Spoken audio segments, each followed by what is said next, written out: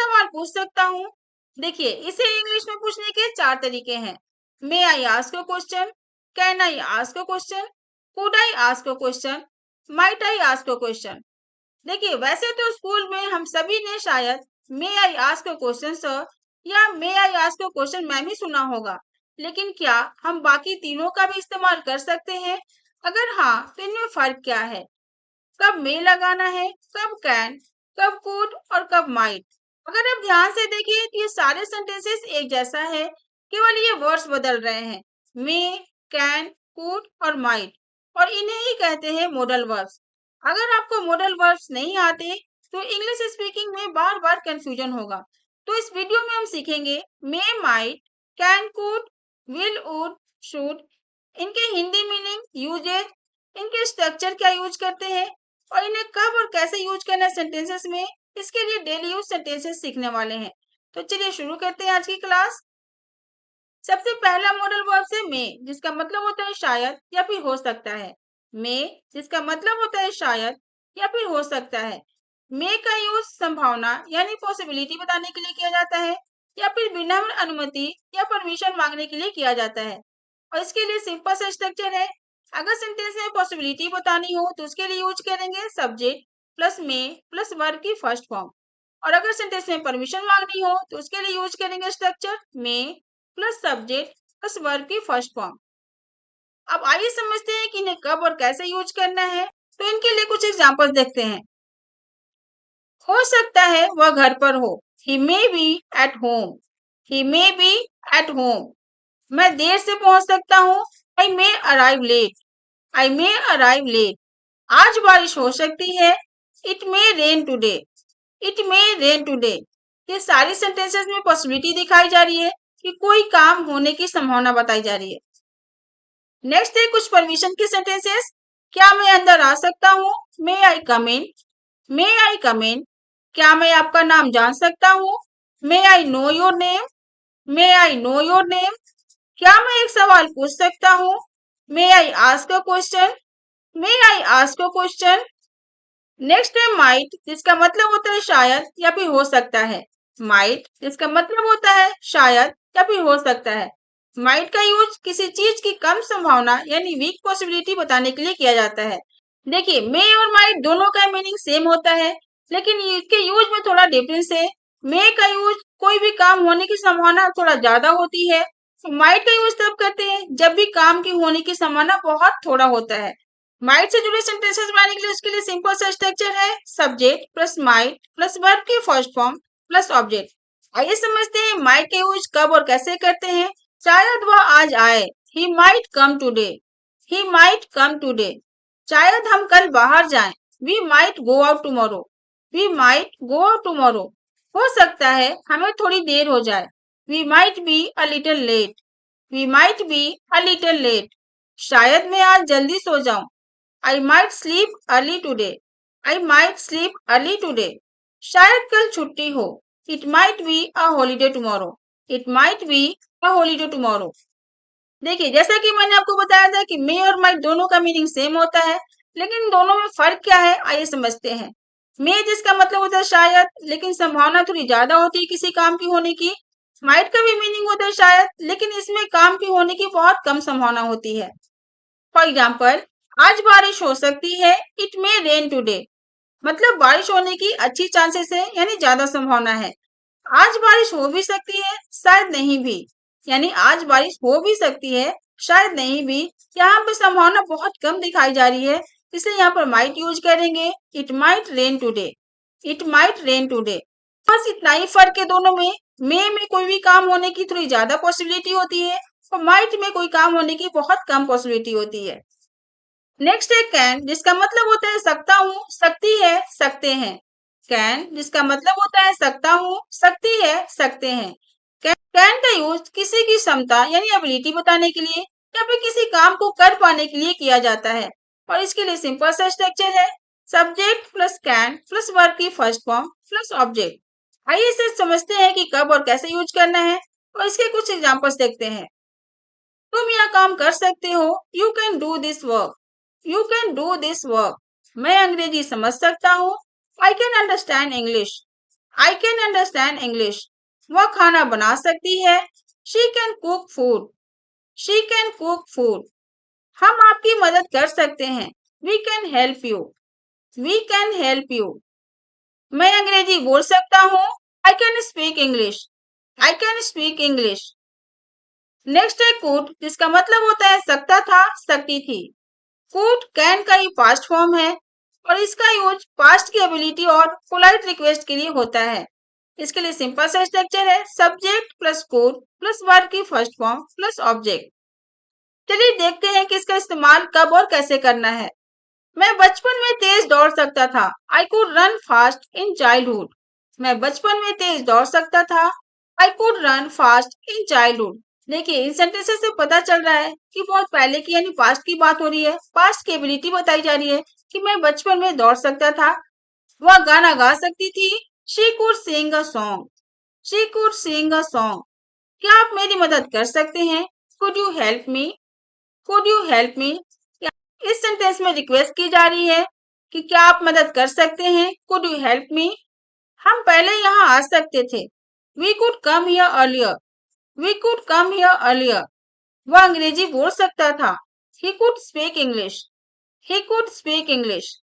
देखिए क्योंकि कैन और कुड दोनों में ही एबिलिटी की बात होती है, तो चलिए समझते हैं कि इन दोनों में फर्क क्या है। कैन जिसका यूज आज की क्षमता यानी प्रेजेंट की एबिलिटी बताने के लिए की जाती है, इसका भी मीनिंग सकता हूं होता है और कुड का मीनिंग भी सकता था होता है। कैन का यूज प्रेजेंट की एबिलिटी और कुड का यूज पास्ट की एबिलिटी बताने के लिए किया जाता है, यानी कुड कैन का ही पास्ट फॉर्म है। एग्जांपल्स देखते हैं। मैं तैर सकता हूँ। I can swim. मैं तैर सकता हूँ। I can swim. यहाँ पर प्रेजेंट एबिलिटी बताई जा रही है। मैं बचपन में तैर सकता था। I could swim in childhood. I could swim in childhood. यहाँ पर पास्ट की एबिलिटी बताई जा रही है कि मैं बचपन में तैर सकता था। नेक्स्ट है विल, जिसका मतलब होता है करूंगा, करेगा या फिर होगी। विल का यूज भविष्य यानी फ्यूचर की बात करने के लिए होता है और इसके लिए सिंपल सा स्ट्रक्चर होता है, subject plus will plus verb की फर्स्ट फॉर्म प्लस ऑब्जेक्ट। चलिए देखते हैं इसके कुछ एग्जांपल्स। मैं कल स्कूल जाऊंगा। I will go to school tomorrow. I will go to school tomorrow. मैं यह काम कर लूंगा। I will do this work. I will do this work. मैं इसे संभाल लूंगा। I will handle it. I will handle it. मैं तुम्हें बाद में कॉल करूंगा। I will call you later. I will call you later. वह जल्दी आएगी। She will come soon. She will come soon. Next है वुड, जिसका मतलब होता है करता, करते या फिर करता था। वुड का यूज विनम्रता यानी पोलाइटनेस, इच्छा बताने के लिए यानी विश जाहिर करने के लिए और कल्पना यानी इमेजिनेशन के लिए होता है। वुड के यूज के लिए देखिए सिंपल सा स्ट्रक्चर है, subject plus would plus verb की फर्स्ट फॉर्म प्लस ऑब्जेक्ट। चलिए इसके एग्जांपल्स देखते हैं। मैं आपकी मदद करता। I would help you. I would help you. वह वहां जाता। He would go there. He would go there. मैं चाय पीना पसंद करता। I would like tea. I would like tea. अगर मेरे पास पैसा होता तो मैं कार खरीदता। If I had money I would buy a car. If I had money I would buy a car. क्या आप मेरी मदद करेंगे? Would you help me? Would you help me? चलिए समझते हैं कि विल और वुड में फर्क क्या है। विल जिसका मतलब होता है करूंगा, यानी पक्का फ्यूचर में वह काम करूंगा।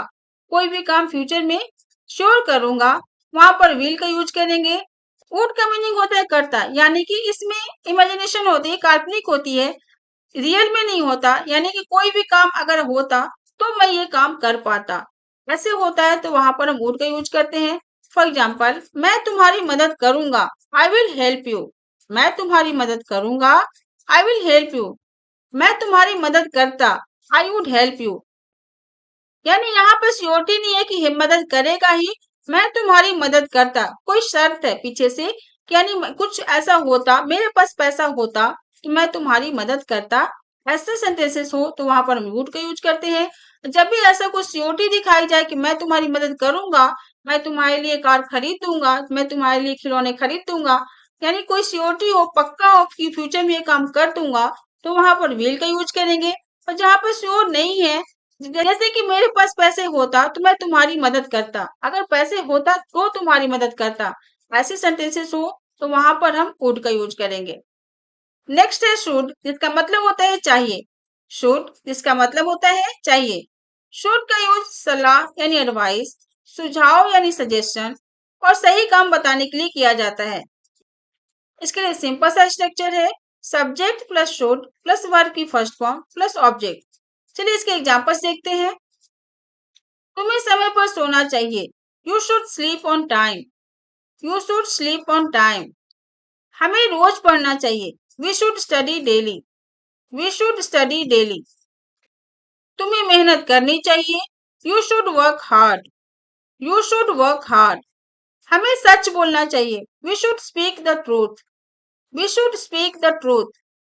तुम्हें पानी ज्यादा पीना चाहिए, you should drink more water. You should drink more water. तो देखा आपने, इन सारे सेंटेंसेस में या तो किसी को सुझाव दी जा रही है या फिर किसी को एडवाइस दी जा रही है। तो शुड का यूज हमेशा एडवाइस और सुझाव देने के लिए यानी सजेशन देने के लिए किया जाता है। अब आपके लिए एक सुपर गोल्डन रूल है, इन सभी मॉडल वर्ब्स यानी may, can, will, would, should, could, इन सभी के बाद हमेशा वर्ब की फर्स्ट फॉर्म आती है, यानी subject plus model verb plus verb की first form plus object. Example से समझते हैं। I can speak English. He will come tomorrow. We should study daily. She may call me. तो देखा आपने, कैन, विल, शुड में ये सारे मॉडल वर्ब के बाद वर्ब की फर्स्ट फॉर्म आई है, स्पीक, कम, स्टडी, कॉल। तो बस आपको एक रूल याद रखनी है कि कभी भी मॉडल वर्ब यूज करो, सेंटेंस में मॉडल वर्ब के बाद हमेशा वर्ब की फर्स्ट फॉर्म ही आएगी। तो चलिए अब जल्दी से एक क्विक रिवीजन कर लेते हैं। मे जिसका मतलब होता है शायद, हो सकता है, पॉसिबिलिटी यानी ज्यादा संभावना बताने के लिए की जाती है। माइट का मतलब भी होता है शायद या फिर हो सकता है। इसका यूज वीक पॉसिबिलिटी यानी कम संभावना के लिए की जाती है। कैन का मतलब होता है सकता हूँ, यानी अपनी एबिलिटी, प्रेजेंट की एबिलिटी बताने के लिए की जाती है। कुड का मतलब होता है सकता था। कुड कैन का पास्ट फॉर्म है और इसका यूज पास्ट की एबिलिटी पोलाइट रिक्वेस्ट के लिए की जाती है। विल का मतलब होता है करूंगा, यानी कोई भी काम फ्यूचर में होगा उसके लिए किया जाता है, यानी कोई भी काम फ्यूचर में पक्का यानी श्योर होगा तो वहां पर हम विल का यूज करते हैं। वुड का मतलब करता, करेंगे और इसका use polite request imaginary situation यानी काल्पनिक के लिए की जाती है। शुड का मतलब होता है चाहिए और इसका यूज एडवाइस यानी सलाह, सजेशन यानी सुझाव देने के लिए किया जाता है। तो friends that's all for today. अब इन सेंटेंसेस की रोज प्रैक्टिस कीजिए और इंग्लिश बोलना शुरू कीजिए। वीडियो पसंद आई हो तो लाइक करें, चैनल सब्सक्राइब करें और कमेंट में बताइए कि अगला टॉपिक कौन सा सीखना चाहते हैं। Thanks for watching.